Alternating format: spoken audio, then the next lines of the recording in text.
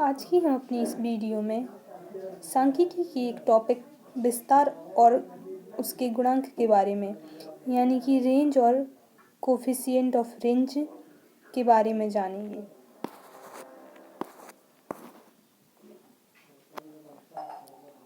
सबसे पहले हम रेंज का अर्थ जानते हैं यानी कि विस्तार का अर्थ क्या होता है इसके बारे में पढ़ेंगे। किसी सम्यक श्रेणी में सबसे बड़े पद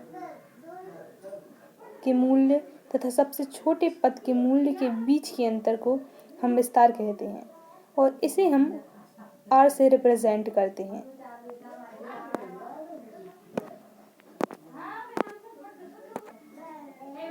और विस्तार का सूत्र ये होता है सबसे बड़े पद का मूल्य माइनस सबसे छोटे पद का मूल्य।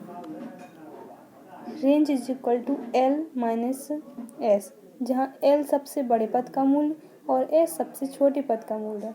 और विस्तार गुणांक ज्ञात करने का सूत्र होता है सबसे बड़े पद का मूल्य माइनस सबसे छोटे पद का मूल्य बटे सबसे बड़े पद का मूल्य प्लस सबसे छोटे पद का मूल्य। इसे हम कुछ एग्जाम्पल द्वारा समझेंगे। सबसे पहले हम व्यक्तिगत श्रेणी में विस्तार और विस्तार गुणांक की गणना करना सीखेंगे। इसके लिए हम एक क्वेश्चन देख रहे हैं जिसकी संख्याएं हमें दी गई हैं 48, 40, 46, 80, 56, 65, 20, 65, 47 और 54। तो इसमें हम देखते हैं हमारा सबसे बड़ी संख्या कौन सी है, मतलब L क्या है हमारा।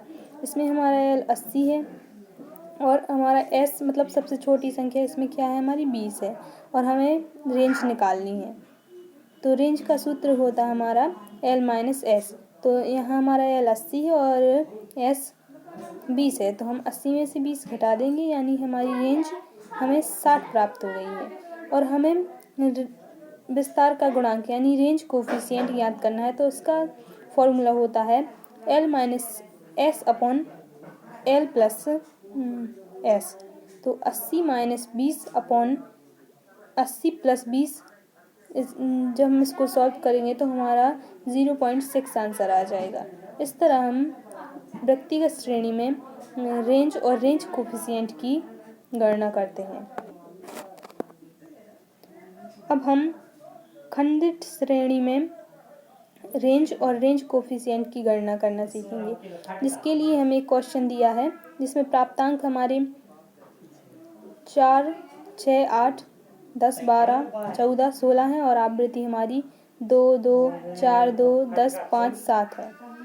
इसमें हमारा जो हमें प्राप्तांक दिए गए हैं उनमें से हमें L1 देखना है कि हमारा L क्या है, हमें ये देखना है। तो हमारा सबसे बड़ी संख्या 16 है तो हमारा L 16 हो जाएगा और सबसे छोटा प्राप्तांक हमारा 4 है तो हमारा ये S हो जाएगा। और हमें इसमें रेंज फाइंड आउट करना है, तो रेंज का फॉर्मूला यहाँ लगा देंगे और इसमें हम मान पुट कर देंगे। तो L माइनस S बराबर क्या हो जाएगा 16 माइनस 4, तो हमारा 12 रेंज आ जाएगी। और रेंज कोफिशिएंट ज्ञात करने के लिए formula L minus S upon L plus S लगा देंगे, तो 16 माइनस 4 अपॉन 16 प्लस 4 करेंगे। जब हम इसको सॉल्व करेंगे तो हमारा इसका आंसर 0.6 आ जाएगा। इस प्रकार हम खंडित श्रेणी में विस्तार और विस्तार गुणांक की गणना कर सकते हैं। अब हम सतत श्रेणी में रेंज और रेंज कोफिशिएंट की गणना करेंगे। तो जो हम क्वेश्चन देख रहे हैं स्क्रीन पर, इसमें भी वही सेम प्रक्रिया रहेगी। उसी के द्वारा हम अपना रेंज और रेंज कोफिशिएंट ज्ञात करेंगे।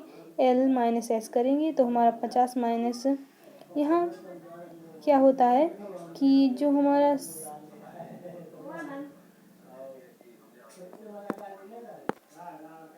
यहाँ क्या होता है कि जो हमारा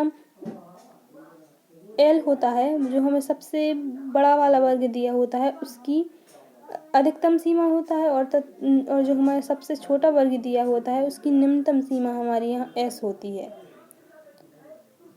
तो इस प्रकार हमें सबसे बड़ा वर्ग 40 से 50 दिया गया है, तो कि इसकी बड़ी वाली सीमा 50 है तो हमारा ये L हो जाएगा। और सबसे छोटा वाला जो प्राप्तांक है उसका वर्ग 0 से 10 है, तो उसमें से सबसे जो न्यूनतम वर्ग सीमा है यानी कि 0 वो हमारा s हो जाएगी।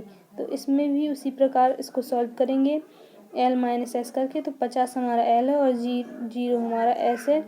तो 50 माइनस 0 इज इक्वल टू 50। तो हमारा रेंज 50 आ जाएगा। और रेंज कोफिशिएंट ज्ञात करने के लिए हमने जैसे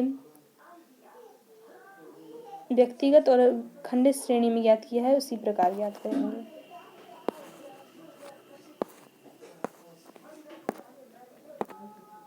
अब हम विस्तार यानी रेंज के गुण और दोषों को देखेंगे।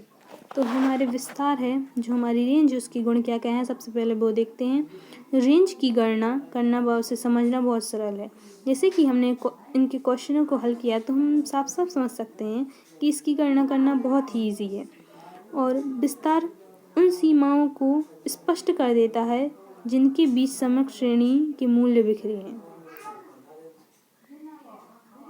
तीसरी इसका गुण है बड़े उद्योगों में वस्तुओं की किस्म नियंत्रण में है उपयोगी माप है।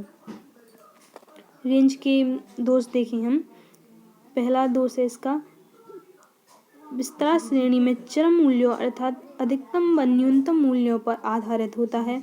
इसमें इसके बीच के मूल्यों पर बिल्कुल भी विचार नहीं किया जाता, अतः चरम मूल्य को असामान्य होने पर विस्तार की भ्रमात्मक होती है। दूसरा इसका दोष है विस्तार से श्रेणी की बनावट के बारे में जानकारी नहीं मिलती है। तीसरा इसका दोष है श्रेणी के अधिकतम या न्यूनतम मूल्य में परिवर्तन हो जाने पर विस्तार बहुत अधिक प्रभावित होता है।